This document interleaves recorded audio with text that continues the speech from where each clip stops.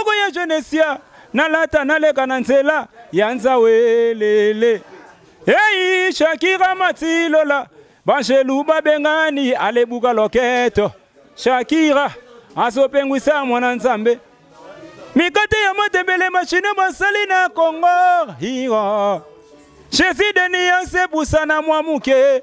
Aboya Novanda Ale pusana mwamuke. Au pesa na Villanova. Au pesa na Villanova.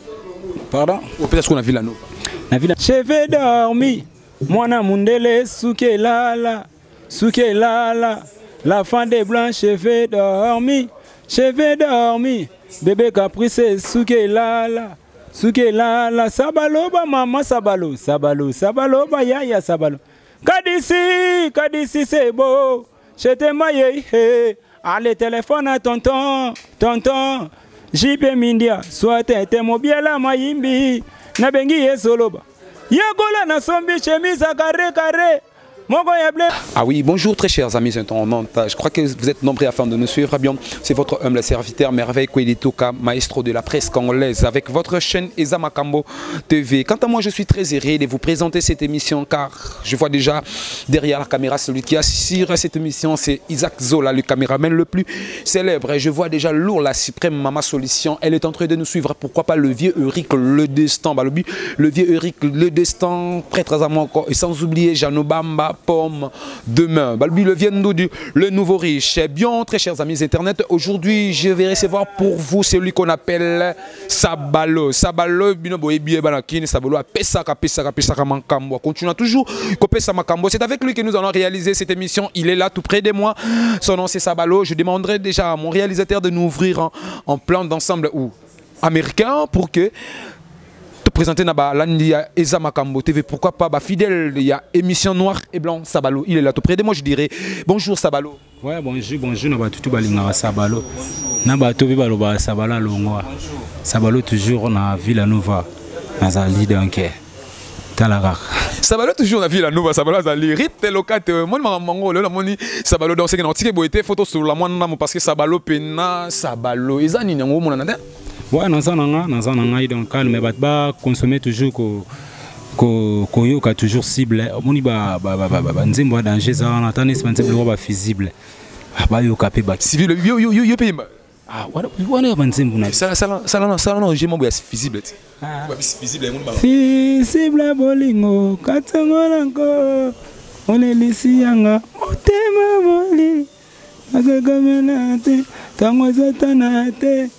Ah, vraiment civil bato tozoka soki nzembo wala oyo ezoli mambo ebele donc totikaka wa bozoka des fois te donc biso bato tozoka donc ya nzembo mo epesa ba conseil ya makasi donc mutongo oyo kanga comprendre que oui rumba bene na Villanova ya niveau sakana titaka les mettre nenga yembi donc oyimba o les mettre yembi bato ebele bayimba na bongo te bato bayimba na bongo te na sunka kana kozuka tant Sabalo oloba tozoka avec passe na moke na motema donc kozoka ya bolingo to kozoka ka misala ele ranja biso batozoka na bolingo ti ngape na ramore muka pati na pas mourir dans Sabalo amouré azoka pe na bolingo azoka makasi na bolingo alors Sabalo ko sala na muto yo lingaka trop na vite olingi makasi au souhaiter te ke beaucoup na ba point moi beaucoup matina suka mais à décevoir yo donc ça fait vraiment mal na mutema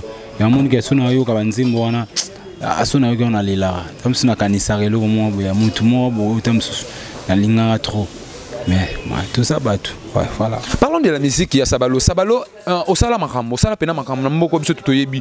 Est-ce que okuki kozongisa bana mboka, okozongisa pena balandi ya chaîne na biso Eza Makambo TV, pourquoi pas fidèle ya émission noir et blanc, ozongisa bango sur ce place où ta kipi oyang malem betito comme lelo Sabalo. La fin des blancs cheveux dormi. Mwana mundele suke lala. La fin des blancs cheveux dormi. Bébé caprice suke lala. Sabaloba maman sabalo. Sabaloba yaya sabalo. Kadisi c'est beau. Je te maille. Allez téléphone à tonton. JP Mindia. Soit t'es mobiela maimbi. Nabengi yesoloba. Yagola na sombi chemise carré carré. Moko ya blé, moko ya jeunesse. Na lata na leka na nzela. Yanza welele. Hey, Shakira Matilola. Banjelu babengani alebuka loketo. Shakira asopengwisa mwana nzambe. Mikate ya matembele machine basali na Kongo. Hiyo. Chesi deni yanse pusana mwamuke. Aboya na ovanda. Ale pusana mwamuke. Au pesa na Villanova. Au pesa na Pardon? Au pesa na Villanova.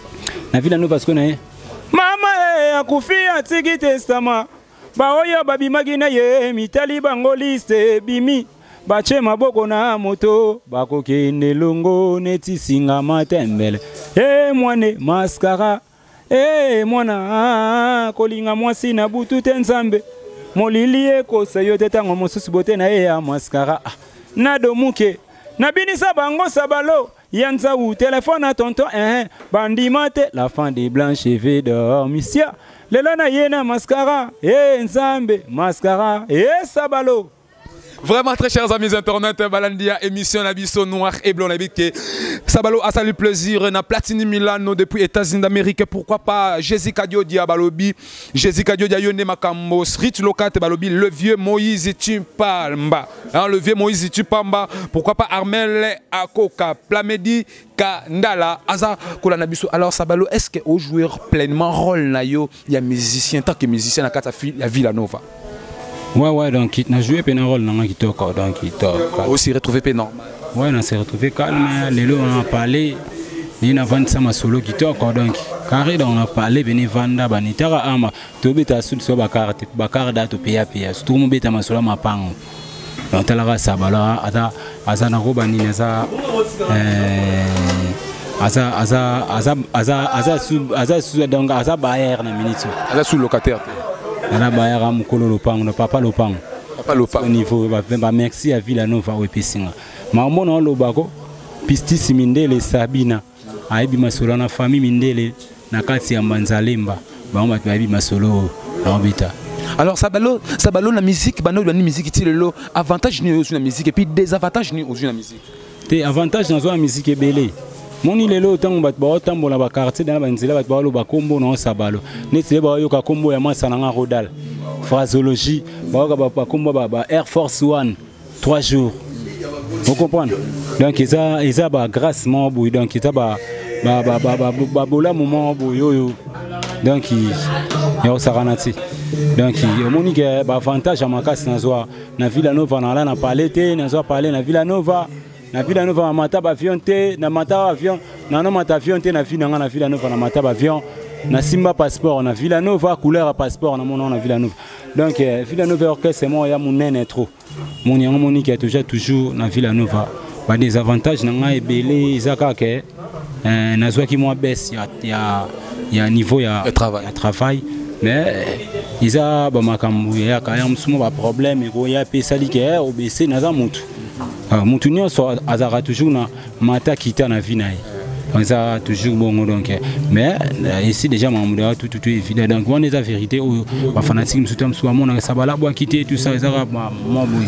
Alors Sabalo na ba animateur mingo mona na TV tant venant tala bango animateur ni pena o mona avec o na o surtout sangani to pesa makam barodal ba 3 jours Air Force One ba archinia stoché bango bisoko wana yo zotanga ka ba collègue nous bozana ba na kata Villanova bada ba toto sangsada mais so tenga pe na singo te o bazaka na Villanova te wana yo seke yo obwe otanga ba matin on a lobi yango kasi na bika ya Villanova to longwa ka o Villanova na mona a Bill Clinton ba sele scram ba brigade Serbati ba lobe sopota donc ba sapina ebele mais on a tangi yango na ba on a tangi te c'est belé vraiment. C'est belé penza. Alors Sabalo toko ba de la suka émission na biso soki déjà au cours na dernier mot puis quelques salutations na ba o balande biso Sabalo alobani. Ouais dernièrement on ngensaka ka ba tu ba consommer toujours album na biso cible. Ba yo kapé ming ki di en fuka générique na biso beta na kati wana. Ba comprendre ba grandeur ya ma mndingi yokindi. Quelques salutations. Ba mbote na ngana pese pa ya NZ l'homme du groupe Bonzoi, NZ l'homme du groupe Bonzoi, NZ l'homme du groupe Bonzoi. bambo ta trop to talanga grand frère na ngai ko to talanga na pespe mbote pa ya Kiki Palmi la Parmarin Kiki Parmi la Parmarin donc ya pespe bambo ta trop et puis na pespe mbote pa ya Chino Ilunga Fantasme mbote pa ya Trésor Kandal Chike Chwench et puis na pespe mbote pa ya ça pour de pas les fils aînés. Na pespe mbote pa ça pour de pas les fils aînés. Ça pour de pas les fils aînés. Na Paris bambo ta trop na pespe ma sananga Gires Peugeot yo yebi GP donc Gires Peugeot bambo ta trop ko totalanga et puis na pespe mbote pa ya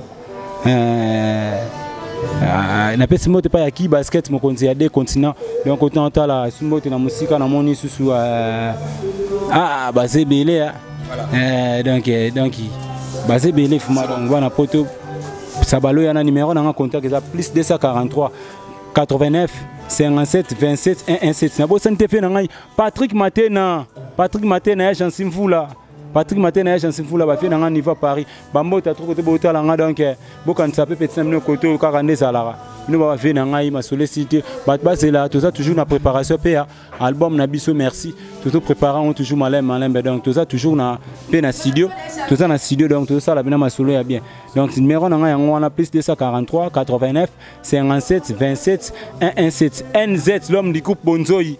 Donc,